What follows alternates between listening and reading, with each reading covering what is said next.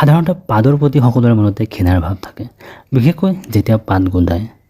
বাট friends, মানুহৰ এই পাদৰ দ্বাৰা যি গেছ ওলায়, সেই গেছৰ অধ্যয়নৰ দ্বাৰা মানুহজনৰ দেহৰ অন্তৰ্ভাগৰ বহু বেমাৰৰ বিষয়ে গম পাব পাৰি। চীন দেশত পাদৰ গুণ লোৱাৰ বাবে বিভিন্ন মানুহ থাকে, যি পাদৰ গুণ লৈ ব্যক্তিৰ স্বাস্থ্যৰ বিষয়ে বুজ লয়। এই প্ৰফেচনেলবোৰক চৰকাৰৰ দ্বাৰা ট্ৰেইন কৰা হয় আৰু এই কামৰ বাবদ তেওঁলোকক 40 পৰা 60 লাখ টকা পৰ্যন্তলৈকে দিয়া হয়।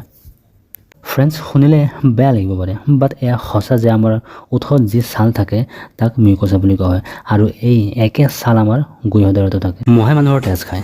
এটা মহে আমাৰ দেহৰ কেৱল মাত্ৰ 1 বা 2 মিলিগ্ৰাম মানহে তেজ এবাৰত খাব পাৰে। এতিয়া মনত প্ৰশ্ন হ'ব যে এজন প্ৰাপ্তবয়স্ক মানুহৰ সম্পূৰ্ণ তেজ শোষণ কৰাৰ বাবে কিমানটা মহৰ দৰকাৰ হ'ব? আজিলৈ প্ৰেক্টিকেলি এনেকুৱা কোনেও কৰা নাই, যদিও বিশেষজ্ঞৰ মতে প্ৰায় 12 লাখ মহৰ প্ৰয়োজন হ'ব এজন মানুহৰ সম্পূৰ্ণ তেজ শোষণ কৰাৰ বাবে। নিউড বিচ হয়তো বহুতে দেখিছে। আমেৰিকা, অষ্ট্ৰেলিয়া আদিত তেনেকুৱা বহুতো সাগৰ তীৰ আছে য'ত প্ৰায় সকলোৱে উলংগ হৈ সাগৰ তীৰৰ সৌন্দৰ্য উপভোগ কৰে। বাট ফ্ৰেণ্ডছ, লণ্ডন চহৰৰ দ্য ৱানেডি নামৰ ৰেষ্টুৰেণ্টখন এখন নিউড ৰেষ্টুৰেণ্ট। ইয়াত গ'লে আপুনি সম্পূৰ্ণ উলংগ হৈ খাদ্য পৰিৱেশন কৰিব পাৰিব। আনকি এই ৰেষ্টুৰেণ্টত কাম কৰা ৰান্ধনী, ৱেইটাৰ সকলোৱে উলংগ হৈ কাম কৰে। বন্ধুসকল, ভিয়েটনামৰ চন ডুংগ নামৰ গুহাটো হৈছে পৃথিৱীৰ আটাইতকৈ ডাঙৰ গুহা। এই গুহাটো ইমানেই ডাঙৰ যে ইয়াৰ ভিতৰত এক সম্পূৰ্ণ পৰিস্থিতি তন্ত্ৰই গা কৰি উঠিছে। ইয়াৰ ভিতৰত নদী, অৰণ্য, নিজৰা আদি আছে। বৰ্তমানে এই গুহাটো নেশ্যনেল পাৰ্ক হিচাপে প্ৰতিষ্ঠা কৰা হৈছে।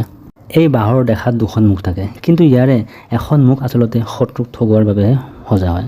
সাপ বা আন কোনো চৰাই যেতিয়া বাঁহত সোমাৰ চেষ্টা কৰে, তেতিয়া তলৰ ডাঙৰ মুখেৰে সোমায় আৰু বাঁহটো খালী বুলি ভাবি নামি আহে। প্লেণ্ট হপাৰ নামৰ এক প্ৰকাৰৰ কীট আছে। বন্ধুসকল, এই কীটটো দেখাত পপকৰ্নৰ দৰে। পৃথিৱীৰ সকলো প্ৰাণীৰে খোৱাৰ বাবে নিৰ্দিষ্ট স্থান থাকে, বাট পাণ্ডাৰ ক্ষেত্ৰত এই কথা নাখাতে। পাণ্ডা অতি এলেহুৱা প্ৰকৃতিৰ প্ৰাণী আৰু ইহঁতে য'তে ত'তে সুবিধা পালে টোপনি যায়।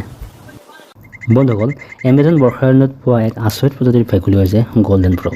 সোণালী বৰণৰ এই ভেকুলী হৈছে পৃথিৱীৰ আটাইতকৈ বেছি বিষাক্ত ভেকুলী। ইয়াৰ ছালত নিউৰটক্সিক পয়জন থাকে। এই ভেকুলীৰ গাত হাত লাগিলেও মানুহৰ মৃত্যু হ'ব পাৰে।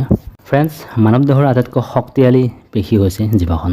আমাৰ জিভাত অতি কমেও 8 প্ৰকাৰৰ মাংসপেশী থাকে, যিয়ে আমাৰ জিভাখনক অতি মজবুত কৰি ৰাখে।